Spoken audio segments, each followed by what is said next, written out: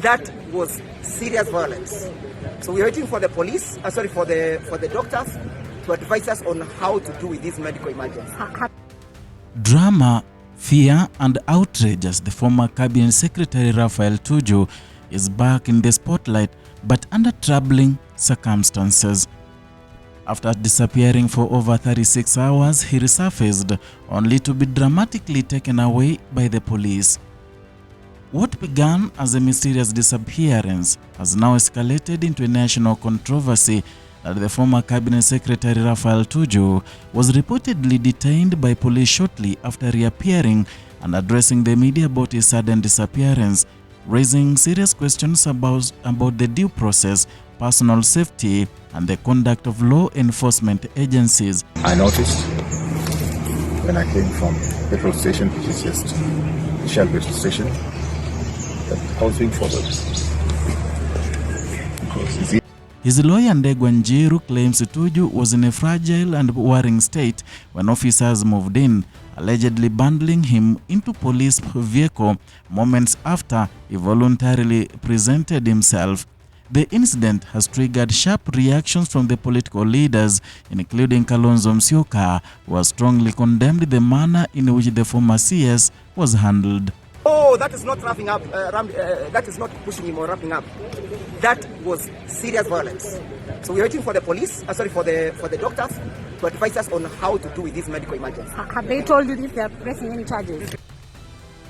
The sequence of events reads like a political thriller, and for more than 36 hours, the whereabouts of Raphael Tuju remained unknown. His disappearance sparked widespread concern across the country, with speculation ranging from the voluntary concealment to possible abduction.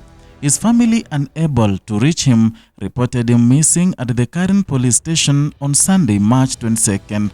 Then on Monday, March 23rd, Tuju suddenly resurfaced. Appearing before the press, he narrated a chilling account of being trailed by suspicious vehicles, some allegedly lacking number plates. According to Tuju, the ordeal began on Friday evening when he noticed a vehicle following him. Concerned for his safety, he drove to the police station to report the matter. But what followed, he says, was even more alarming. The next day, while heading for a scheduled radio interview, the same vehicle allegedly resumed trailing him, and this time without registration numbers. Fearing for his life, Tuju says he relied on his familiarity with the current area to evade his pursuers. He diverted onto Nandi Road, using the terrain to his advantage, and eventually abandoned his vehicle altogether. In his own words, the situation had become too dangerous.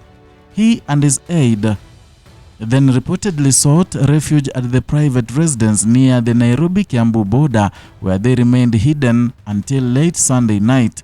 Tuju described his family as deeply traumatized and suggested that his experience reflects a broader climate of fear. However, what should have marked the end of his ordeal instead marked the beginning of another, and moments after addressing the media, police reportedly moved in. According to his lawyer Ndegwa, Tuju was taken away despite being in poor health, and by Monday afternoon, since the current police station turned into being chaotic. Members of his legal team raised an alarm, accusing authorities of acting unlawfully.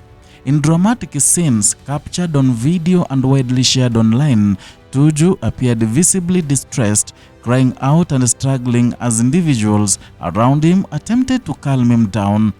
At one point, he was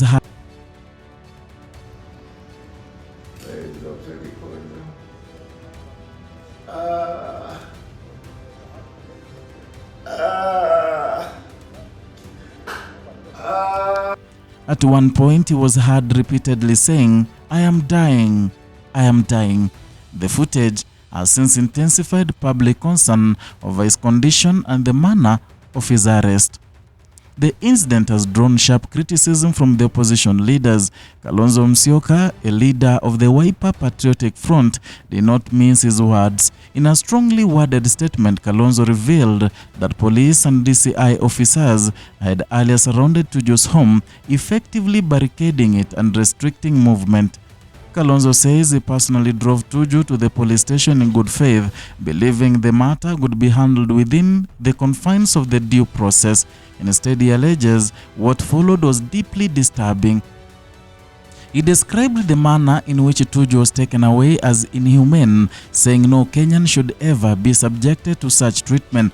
Kalonzo Musyoka warned that when justice systems are used as tools of intimidation, the consequences are far-reaching. He emphasized that silence in such moments is not an option. Legal experts and human rights observers are now raising critical questions. Was due process followed? Was the use of the force necessary? And most importantly, was Tuju's health and safety adequately considered? His lawyer Ndegwa Njiru insists that the actions amounted to an attempt abduction rather than a lawful arrest. He called on witnesses to document the incident, urging accountability. Meanwhile, the claims made by Tuju himself that he feared the individuals trailing him could have been linked to the security agencies have added another layer of complexity to the situation. This incident comes at a time when concerns over enforced disappearances and alleged abductions have been growing in the country. Tuju himself referenced what he described as unmarked graves, a statement that underscores the level of fear and mistrust currently felt by some sections of the public. While authorities have yet to issue a comprehensive statement addressing the claims, the pressure is mounting.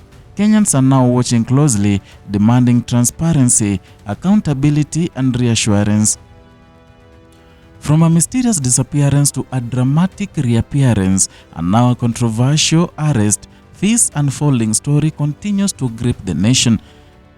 At its heart lies a fundamental question: are citizens safe, and is justice being served fairly? As investigations continue, all eyes remain on what happens next for Raphael Tuju and what this case could mean for for the rule of the law in the country. For now, the story is far from over. That's all for today from Kenya Lens Media, and if you're new here, consider subscribing as a way of motivating us and also helping this platform to grow.